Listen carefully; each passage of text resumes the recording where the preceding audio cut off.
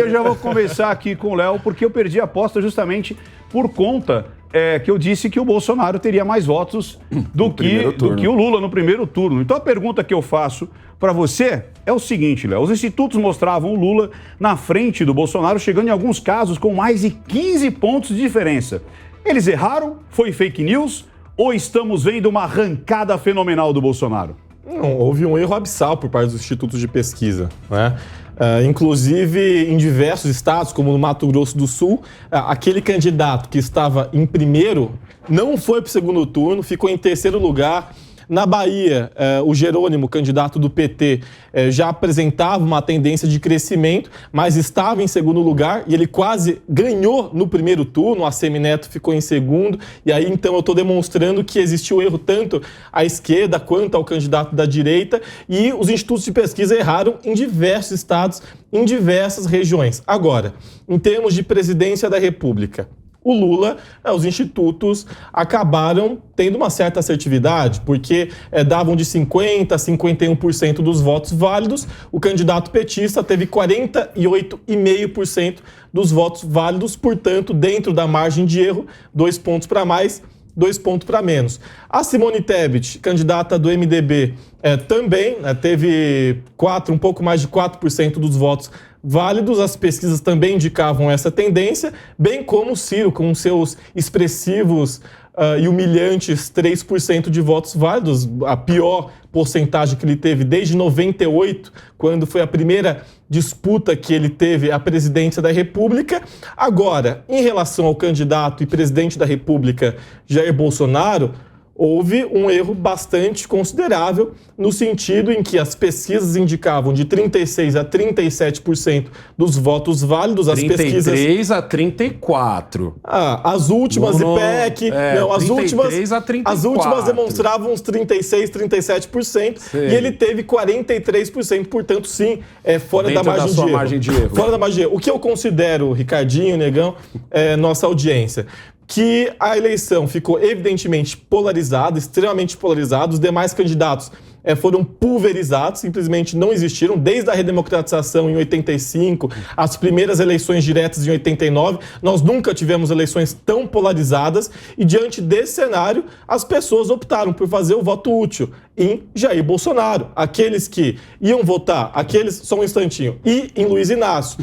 Os dois fizeram voto útil nos dois candidatos. Aqueles que iam votar no Ciro e na Simone, mas tinham uma tendência mais à esquerda, votaram no Lula. E aqueles que iam votar no Ciro ou na Simone e tinham uma tendência mais à direita, votaram no Bolsonaro. E como várias pesquisas indicavam, inclusive em termos de eleitor do Ciro, 70% dos eleitores que votaram no Ciro no primeiro turno vão votar no Bolsonaro no segundo.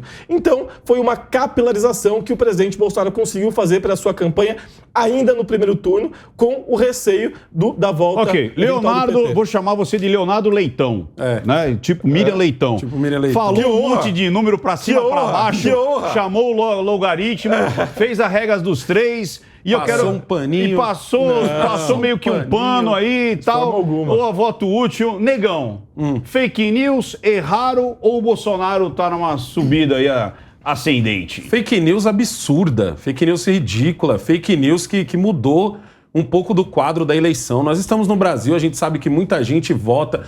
Eu vou votar naquele cara que já tá ganhando porque eu não quero perder o meu voto. Pelo amor de Deus.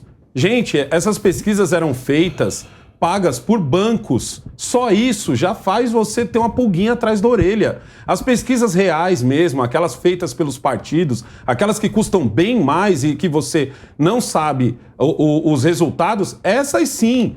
Entendeu? A gente pode até botar um pouco de fé. Outra coisa, entrevistar 2.000 pessoas no Brasil, jura? Num universo de 150 milhões de pessoas que votam, não tem como. Sabe-se lá em qual lugar essas 2.000 sabe? pessoas Não, e a gente sendo... assim, tem o cara que vai falar agora... Porque agora você não é mais o negacionista da ciência. Até semana passada, se você falasse mal de pesquisas, Leonardo está aqui de prova. Você é um negacionista, porque existe todo um método matemático, e são estatísticas, e você é bolsonarista, e você não nega a ciência. Tá. A questão não é negar a matemática, ninguém aqui está negando as estatísticas. A questão é sempre como você faz essa pergunta. A questão é a pessoa que está atrás, que está marcando, a pessoa que segura a caneta ou que hoje tecla com o celular. Entendeu? Já foi filmado o cara que faz a pesquisa e ele não quer deixar você olhar onde ele está clicando. Entendeu? Então, tipo assim, e outra, as perguntas são feitas, muitas perguntas, antes da pergunta principal, que deveria ser, irmão, você vai votar em quem? Certo? Ou então, sei lá, eu não sei em quem eu vou votar, não sei quem está candidato. Aí você vai lá e dá um papel para essa pessoa com o nome de todo mundo e pergunta, você vai votar em quem? Porque esse é o país da loteria, onde você pega um volante da loto e escreve lá os números que você quer. Seria a mesma coisa, seria muito mais honesta. Mas não, a pesquisa ela é para manipular o mercado, ela é para manipular a favor de grandes emissoras, como a gente viu aí. E o pior de tudo é que muita gente, que a gente pensou até que era mais para poder enganar o povo, não é. Porque quando a gente olha hoje os depoimentos dos próprios jornalistas de emissoras grandes aí, que eram totalmente contrárias ao presidente, você vê que até eles estavam acreditando naquilo. E depois eles vêm falar que você aí do outro lado de casa vive numa bolha. Mas a bolha deles estava botando a maior fé nessas pesquisas mentirosas. Edson, olha que interessante. Você sabe que tudo para precificar alguma coisa é através de pesquisa. Quando você vai lançar um produto, você faz uma pesquisa de mercado. A televisão é assim, né? Para você pedir ali o merchan, você fala, tá, quanto que tá dando de audiência? 1 ponto? 2? Cada ponto de audiência, você ganha mais por isso. Então, quando você mostra, olha, tal candidato está com tantos pontos na frente, a negociação com os apoiadores se torna muito mais relevante. Então, quanto de grana que vai entrar, quem vai entrar, por que vai entrar? Eu posso dividir depois o governo, porque eu estou com tantos pontos na frente. Mas, além disso, a pergunta que eu quero fazer para você, dia sim e dia sim, a velha imprensa bateu no Bolsonaro. Genocida, corrupto, genocida, misógino, sexista e tudo mais. E não mostrava os feitos. Eu não vi nenhum feito do Bolsonaro sendo mostrado na mídia tradicional, a velha mídia. Ricardo, desculpa. Justiça seja feita aos veículos antigos. Eles mostravam alguns feitos. Mas... Exatamente. Quando mostravam, vinha o advérbio de negação. Mas... Você acha que isso também interferiu para esses números de 56 Lula, 51 Bolsonaro? Não, evidentemente, porque, Ventura, amigos da mesa, e a audiência, obviamente, por trás desse instituto de pesquisa existem pessoas extremamente inteligentes. E nós sabemos que, se nós destruímos o reputacional de quem está a concorrer, é natural que isso já faça com que a pessoa possa angariar menos votos. E outra coisa, se nós exaltarmos apenas um lado, é uma tendência neural que todo mundo seja compelido a votar em quem está na frente, porque nós gostamos de ganhar, o ser humano gosta de vencer. Efeito manada. Exatamente. Então é natural que o teu neurônio se espelhe no outro. Por exemplo, se um de nós aqui bocejarmos, é natural que o outro já tente imitá-lo. Então, por esse motivo, eu creio que as pesquisas, elas não fizeram isso sem pensar. Eu queria acreditar que foi genuíno, que realmente as pesquisas realmente foram verdadeiras e foram sérias, mas os resultados mostraram ao contrário. Teve até um caso, o Léo falou de 2 casos aí, 2 estados, mas teve o caso também do Piauí. O Piauí, o candidato que levava séria vantagem de 30%, 40%, ele perdeu de lavada. Então foi algo até o contrário, inclusive favorecendo até o PT. Não sei se você percebeu isso, o governador do PT, ele perdia, o Wellington...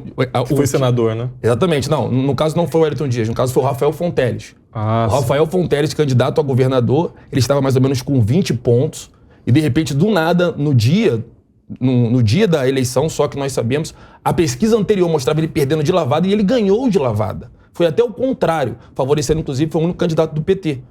Foi até ao contrário. Marcos, eu queria saber uma coisa interessante. O Edson falou do efeito manada, né? Ou, como muitas vezes acontecia, né? Há poucos anos atrás, a pessoa fala assim, não, eu vou votar no primeiro papel que eu achar na rua. Eu vi muita gente falar isso.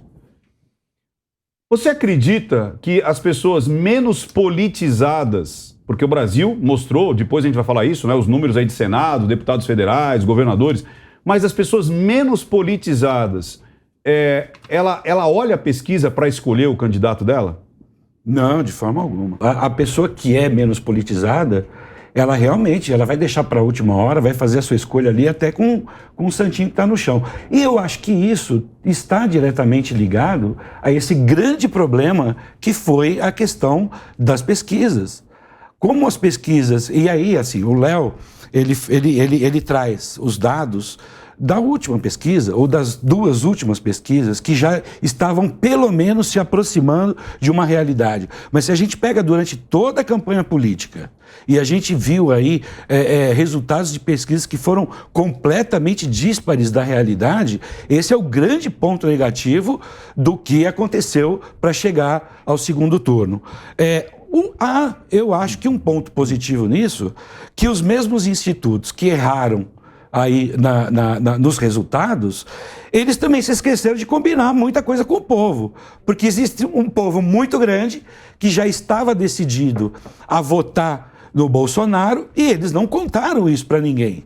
Não é? E a imprensa, essa velha imprensa militante, que, como você bem falou, Ventura, durante todo o tempo que o Bolsonaro esteve no governo, sempre criticou tudo que ele fazia, reprovando tudo e nunca trazendo as coisas importantes que o governo fazia pelo bem da população e do Brasil, não é? E isso acaba favorecendo, isso acaba trazendo uma indignação nas pessoas que acompanham as pesquisas e atrapalhando quem não lê pesquisa. E aí ela fica completamente atrapalhada. Se ela ouve na televisão, não é? Num noticiário aí da velha imprensa, e um resultado, ela vai acreditar naquilo. Ela passa a acreditar naquilo. Então, o grande erro, não é, desses institutos colaborando para essa grande mentira aí, que eu acho que realmente pode ser chamada de mentira. Esses dados que a gente acabou conhecendo dos resultados das pesquisas, isso aí influencia diretamente na escolha do eleitorado que não está sintonizado com o dia a dia da política. Ele vai realmente se influenciar por aquilo que ele ouviu falar. Sim. Legal. Negão, eu vou ler uma situação aqui para você, uma provocação. Lula levantou pautas como legalizar o aborto, falou em censurar as redes sociais, relativizou o uso de drogas, relativizou o roubo de celular, relativizou o sequestro, relativizou os princípios de família, fé, sacerdócio e teve 56 milhões de votos. Temos um povo que não se importa, que pactua com isso? Não, muito pelo contrário. A questão é, uma coisa que eu sempre falo é o seguinte, uma coisa é o cara que vota no PT, certo? É o cara que vota 13. Esse cara vai com a colinha lá, com o nome Lula, Haddad, provavelmente Guilherme Boulos e outros para senador, sei lá, Humberto Costa, certo? Outra coisa muito diferente, e eu acho que é 90%, é o cara que vota no Lula, entendeu? O Lula só vem pregando para militante. Eu não sei se é porque o Lula não saiu para a rua, diferente do Bolsonaro, que foi à rua, que enfrentou não só o cara que gosta dele, como também o cara que vai a ele, como também o cara que xinga. O Lula não. O Lula resolveu se fechar pregando para militante. Então, para militante, ele vai pregar tudo isso. Ele vai pregar aborto, para o militante ele vai falar de drogas, para o militante, porque é o militante do PT, é isso. O militante mesmo de esquerda, ele é isso, ele quer ouvir essas pautas. São as pautas que ele defende, são as pautas que a esquerda fica fomentando ali o tempo todo. Mas o eleitor de verdade do Lula mesmo, que é a maioria, que não é o cara que vota PT, é o cara que tem uma memória afetiva do Lula, o Lula não falou para esse cara. A Janja, a esposa dele, então, nem se fala. A Janja pregou total para militante. Tanto que eu até tenho uma teoria de que a esposa do Bolsonaro alcançou muito mais esse eleitor, essa eleitora, vamos dizer assim, que vota no Lula do que a própria Janja. Então, quando o Lula defende esse tipo de coisa, não chega no povão. Não chega no povão, porque nem todo mundo tá grudado aqui no Twitter. Nem todo mundo tá grudado aqui na Jovem Pan. Boa parte das pessoas, infelizmente, ainda tá na televisão. Na televisão, o Lula é vendido como o cara mais legal do mundo. A televisão escondeu do povo o fato dele ter falado que o cara rouba um celular para comprar uma cervejinha. A televisão escondeu do povo o dia em que ele estava falando sobre drogas. Muito pelo contrário, ainda disse que ele deu uma escorregada. E Lula escorrega ao falar de temas que o bolsonarismo vai aproveitar. As pessoas só ficaram sabendo dessas coisas do Lula, certo? Por causa dos grupos de WhatsApp, por causa de canais como o meu no YouTube, porque eu falei sem remorso nenhum sobre isso. Agora, na grande imprensa, e a gente tem que fazer esse exercício, a gente tem que parar com esse negócio de que a Globo morreu, que é o que a gente ama falar, o pessoal de direita. Não, irmão. Esse povo tá vivo e muito bem vivo. E esse povo chega muito longe. Eu incluo no seu comentário, Alessandro, uma coisa. Não é só que a mídia vendeu o Lula dessa forma agora. Vendeu agora por um interesse muito particular. Isso. Não é? Porque, antes de mais nada, a imprensa se mostrou contra o Bolsonaro. Então, qualquer coisa era melhor que o Bolsonaro. E foram obrigados a vender esse Lula. Porque quando, nos governos do PT, as atrocidades, todos os crimes, toda a roubalheira, todos os escândalos foram surgindo, a própria Rede Globo mostrava e falava que o Lula estava por trás de toda aquela roubalheira. Exatamente. Não é? Então, agora era necessário mudar o discurso para vender um outro peixe. Não, peraí, que é o seguinte, tentou um monte, né? Calma aí, porque assim, tem alguma coisa errada no mundo de Nárnia, tem alguma coisa errada que não está certa, como já dizia o filósofo grego. Tem alguma coisa errada que não está certa. Eu vi aqui um sorrisinho de sarcasmo do nosso amigo Leonardo. Mas isso é o normal. Porque é o seguinte, não. E eu sério que você percebeu isso? Não, peraí. Um sorrisinho de sarcasmo. Tem coisa que eu não me sigo. Um sorrisinho de sarcasmo e tipo assim, sabe aquela, quando o cara vai no estádio, depois assim, eu já sabia? Porque assim, cara, 56 milhões de votos. Então, o que fez as pessoas votarem no Lula? O que fez essas 56 milhões de pessoas acreditarem no senhor Luiz Inácio Lula da Silva? Não, é impressionante. Inclusive, aqui na cidade de São Paulo, né? O Lula ganhou na cidade, no município de São Paulo, quase no primeiro turno, com 47% dos votos válidos, inclusive ganhou na cidade de Tiradentes, em toda a Zona Leste, ganhou em toda a Zona Sul, ganhou em vários bairros da Zona Norte, né? E no centro, né? Também ele ganhou lá em duas regiões, zonas eleitorais do centro.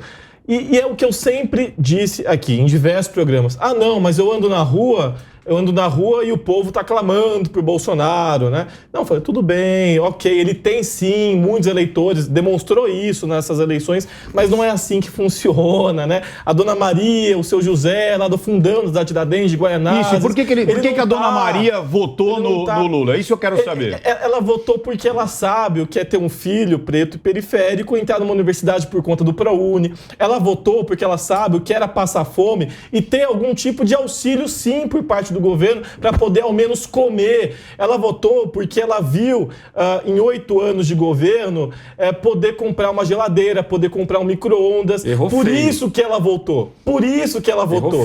Por isso que ela votou. Quando você fala isso, você ofende quem mora na perifa. Só que por que ofende, esse pessoal todo simplesmente não via essa realidade. Não pode falar assim. Quando você fala isso, você ofende. Por quê, né? Quando ele usa o exemplo do ProUni, ele não está errado. Quando ele usa o exemplo da diminuição de impostos e ajudar na linha branca, ele também não está errado. Mas quando ele usa o exemplo do ela passava fome e o Lula ajudou, você ofende, não é pouca gente. Então, peraí. Então você ofende.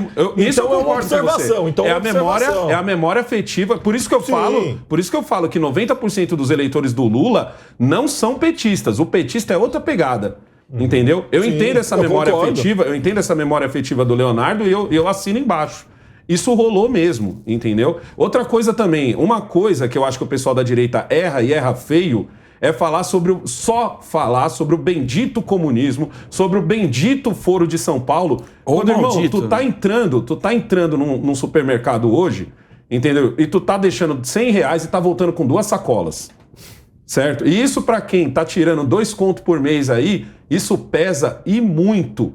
Essa era uma das... Eu entendo que, tipo assim, mas a culpa é do Bolsonaro? Não, filhão. A culpa é do nosso tempo de pandemia, a culpa é da guerra que está acontecendo na Ucrânia, que balançou o mundo. A pandemia não foi brasileira, ela foi mundial, entendeu? Então, tudo isso, o governo vacilou, e vacilou feio em não ter pesado mais nessa comunicação. Nós, da direita, também vacilamos. A gente falou demais do comunismo, que é muito importante falar. A gente falou demais do Foro de São Paulo, que também é muito importante falar, mas a gente deixou um pouco isso de lado. O leite até outro dia estava custando 7,5. Eu sei porque eu compro, certo? E um leite custando 7,5 é muito caro. Agora ele custando 5 conto, ele tá mais barato? Tá, mas ele ainda tá muito caro. Pode mostrar, olha que legal, o leite na minha cidade está R$5. Então, legal, mas vamos lá. O que eu quero passar pro Edson aqui é o seguinte: você está justificando a vitória do Lula no primeiro turno, a vitória de votos. Sim. Porque, cara, tem a memória afetiva, teve o crédito fácil ali nos tem o discurso dele que sai na televisão. Exato. Mas eu quero perguntar pro Edson o seguinte: o discurso dele resolve isso. 56 ele não fala de milhões de pessoas, a gente não pode falar que são 56 milhões de famintos.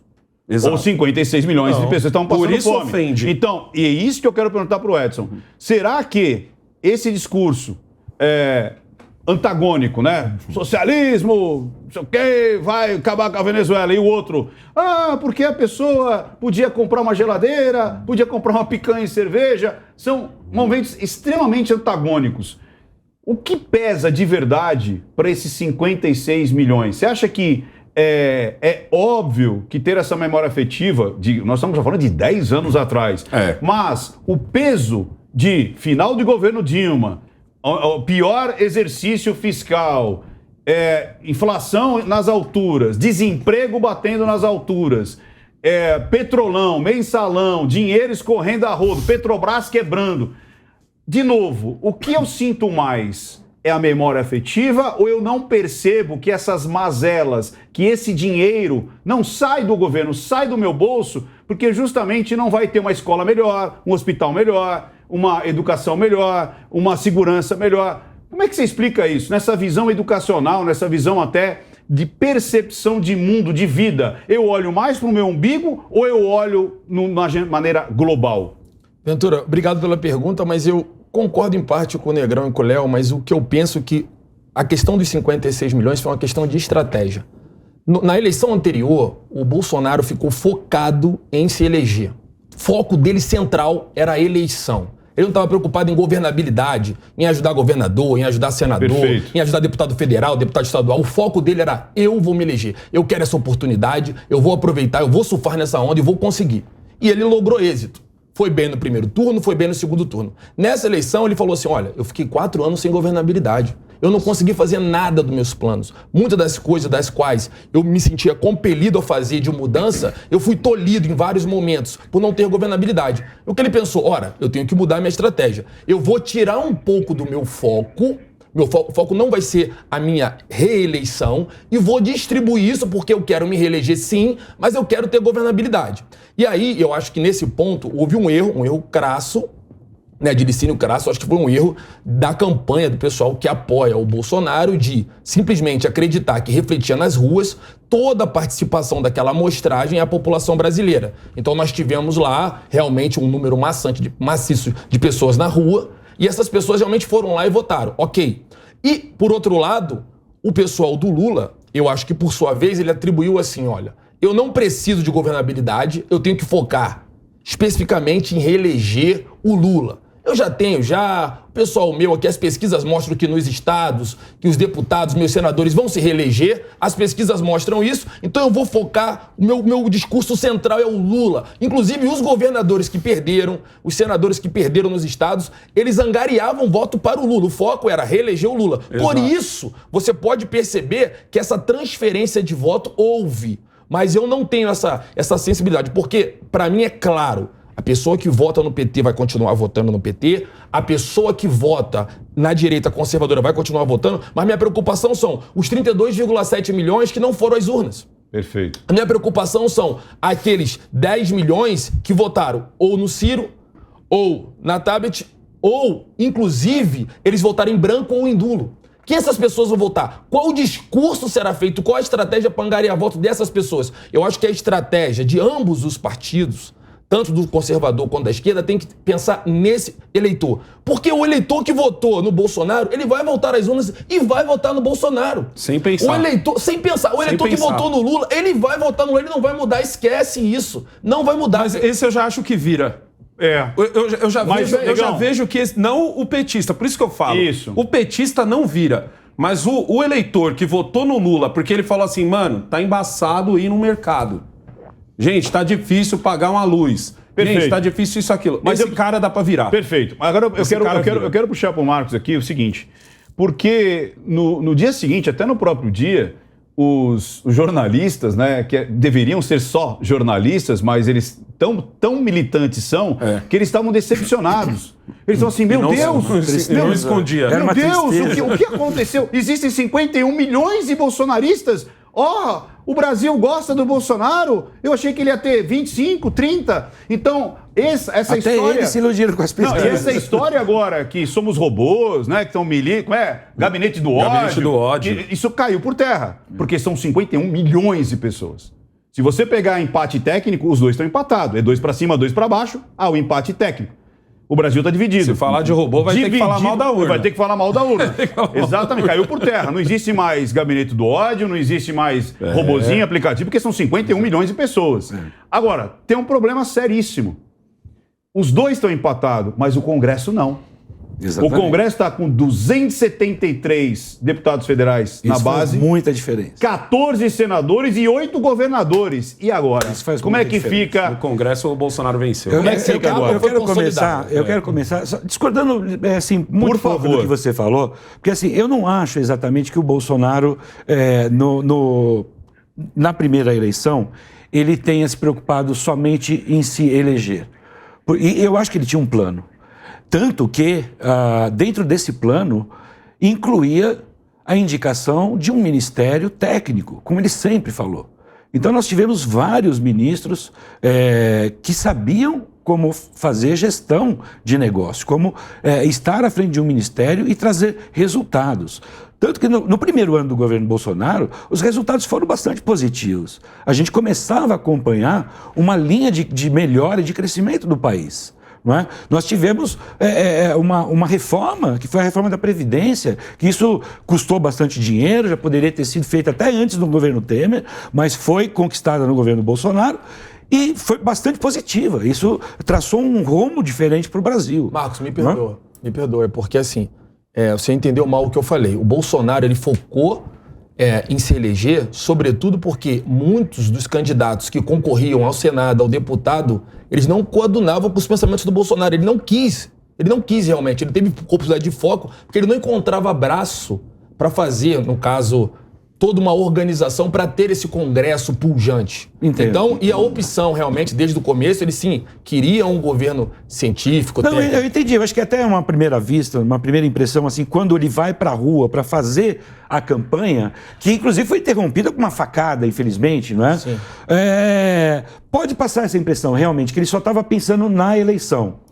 Mas ele fez de tudo para criar um plano de governo e esse plano se mostrou num ministério técnico e resultados nós tivemos positivos, não é? Isso foi quebrado, infelizmente, por uma pandemia, não é? Que realmente foi mundial, foi um estrago mundial, não é? E com todas as dificuldades, mesmo surgindo guerra logo na sequência, os resultados do Brasil na economia, nos negócios, também foram positivos. A própria imprensa internacional começou a apontar o Brasil como um país que estava diferente de tudo. E hoje os dados estão aí, com a inflação caindo, com o PIB crescendo, vários fatores positivos, vários negócios fechados pelo Brasil, não é? Então, eu acho que isso aí é um indicativo de que o plano do Bolsonaro para agora o segundo turno, ou para o próximo governo, é mostrar justamente uma continuidade daquilo que ele já propôs. É o seguinte,